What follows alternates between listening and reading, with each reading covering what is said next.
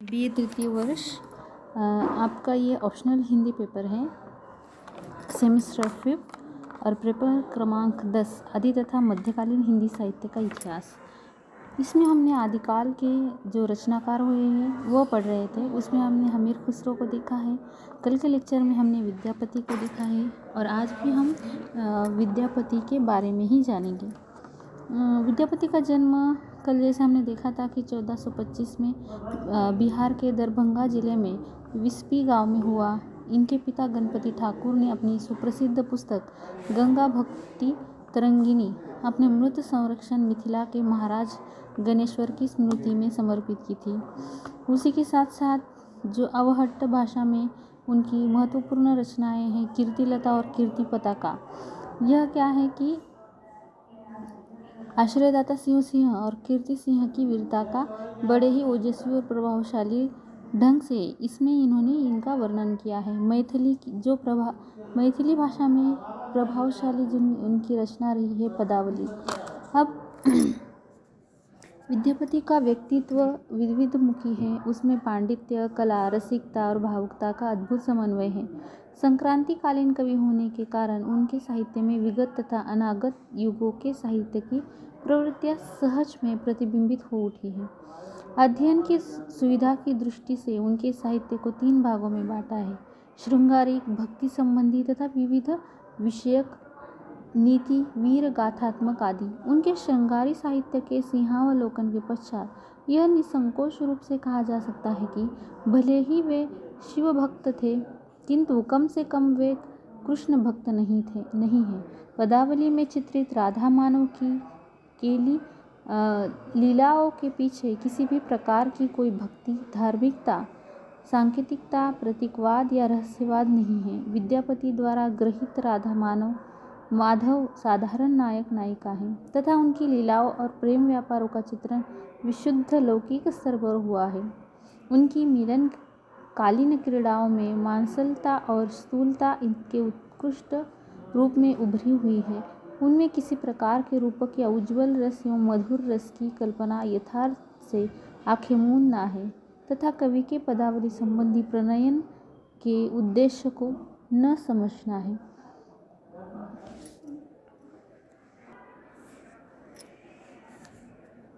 आगे हम देखेंगे कि विद्यापति की जो कीर्तिलता यह रचना है साहित्य में 2 दृष्टियों से महत्वपूर्ण मानी गई है: साहित्यिक प्रवृत्तियों तथा भाषा संबंधी परिवर्तन के कारण।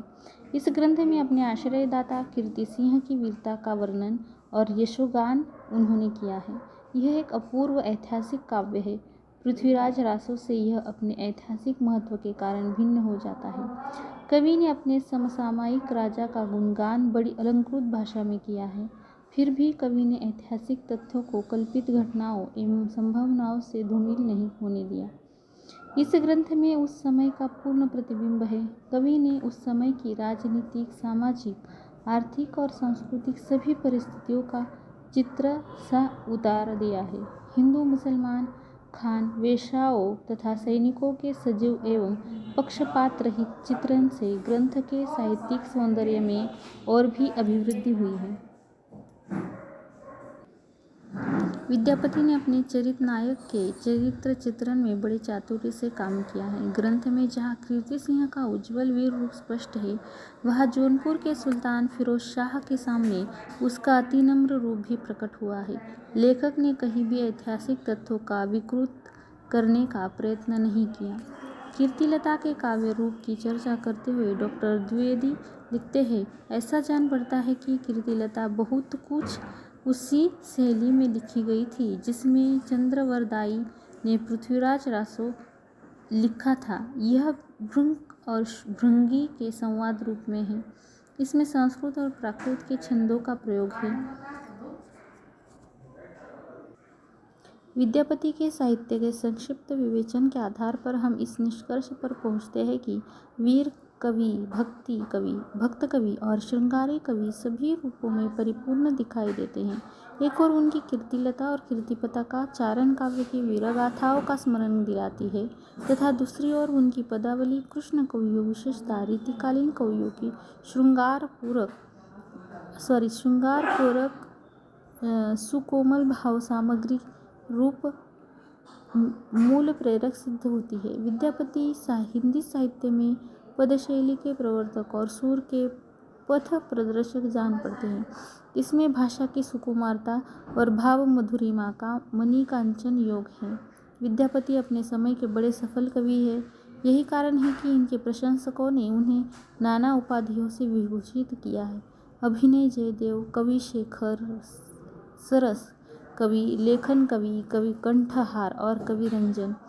अस्तु विद्यापति ने मध्ययुग के प्राय समस्त काव्यों को प्रभावित किया था। श्रृंगार काव्य की सारी मान्यताएं इसमें दृष्टिगोचर होती है। कल्पना, साहित्यिकता और भाषा की भंगिमा में ये अनुपम है। सच पूछा जाए तो निस्संदेह कहना होगा कि विद्यापति का व्यक्तित्व और कृतित्व बहुआयामी था। उन्होंने संस्कृत, अपभ्रंश, मैथिली, भोजपुरी आदि भाषाओं में साहित्यकार साहित्य सृजा। अब तक भी उक्त सभी संदर्भों में विस्तृत खोजों की अपेक्षा है, तभी उनका विविध आयामी साहित्य बृहत परिप्रेक्ष्य में देखा जा सकता है।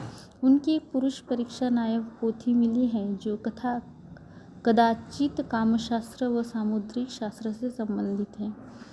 विद्यापति की सर्वलोकप्रियता का अनुमान इस बात से लगाया जा सकता है कि वे अपने जीवन काल में ही लोगों द्वारा सब पूज्य हो गए थे, विशेषतः मिथिला और भोजपुर के जनपदीय आंचलिक क्षेत्रों में।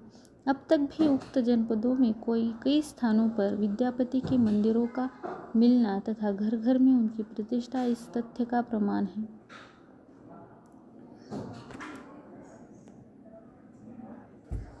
विद्यापति का संस्कृत साहित्य के श्रृंगार वर्णन की परंपरा परंपरागत संपत्ति के रूप में मिली और उसका उन्होंने यथासंभव सदुपयोग भी किया है। जयदेव विद्यापति के अत्यंत अनुकरणीय रहे, जिसकी चर्चा हम पहले कर चुके थे। जैसे हमने पढ़ा है जयदेव और विद्यापति को। जयदेव ने काव्य कला, काम कला, संगीत कला तथा हरि स्मरण का संतुलित रूप गीत गोविंद में प्रस्तुत करने का यथोचित प्रयास किया है, किंतु इस कार्य में उन्हें पूर्ण सफलता नहीं मिल पाई। गीत गोविंद की संगीत लहरी में नायिका भेद तथा के लिरह काव्य कलाएं मुख्य रूप से गुंजरित हो उठी है, जहाँ हरि स्मरण की क्षीण ध्वनि विलीन हो जाती है। विद्यापति में जयदेव काव्य की उपरुक्त सब प्रवृत्तियां हैं, किंतु उनके साहित्य में रस रीतिवाद का सर्व प्राधान्य है।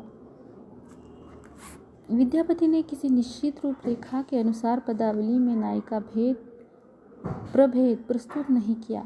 राधा कृष्ण के परकीया प्रेम के सीमित वृत्त में नायिका भेद का जो भाग सहज में समाविष्ट हो सकता था, वह सब कुछ पदावली में है। अतः विद्यापति ने परवर्ती कवियों, कृष्ण भक्ति साहित्य तथा रीतिकालीन साहित्य के लिए राधा कृष्ण के व्यास से नायिका भेद वर्णन की प्रवृत्ति का परोक्ष रूप से मार्ग प्रशस्त किया है। राधा कान्हा के सुमिरन का बहाना करके प्रणय लीलाओं के उन्मुक्त मांसल चित्र उपस्थित करने वाले रीतिकालीन कवि तथा विद्यापति के दृष्टिकोण, उद्देश्य तथा परिस्थितियों में पर्याप्त साम्य है। हाँ, इस दिशा में विद्यापति में फिर भी थोड़ी बहुत कलात्मकता बनी रही है, जबकि रीति कवि में उसका सर्वथा अभाव दिखाई देता है। विद्यापति की कीर्तिलता से वीर रसात्मक तथा पुरुष परीक्षा जैसे ग्रंथों से नीति और उपदेशमय ग्रंथों की शैली का हिंदी के परवर्ती युगों में अनुकरण होता रहा है। विद्यापति का काव्य और व्यक्तित्व विविधमुखी है। एक और जहाँ विद्यापति के द्वारा मिथिला भाषा के कवि गोविंद दास तथा लोचन आदि कवि प्रभावित हुए, वही दूसरी ओर कृष्ण भक्त व काव्यकार भक्तवर सूरदास आदि भी इस प्रभाव से अछूत ही नहीं रहे हैं। हालांकि सुर में भक्ति भावना, कलात्मकता और संयम अधिक है। इसके अतिरिक्त रीतिकाल का साहित्य कई दिशाओं में विद्यापति से अत्यधिक प्रभावित हुआ है।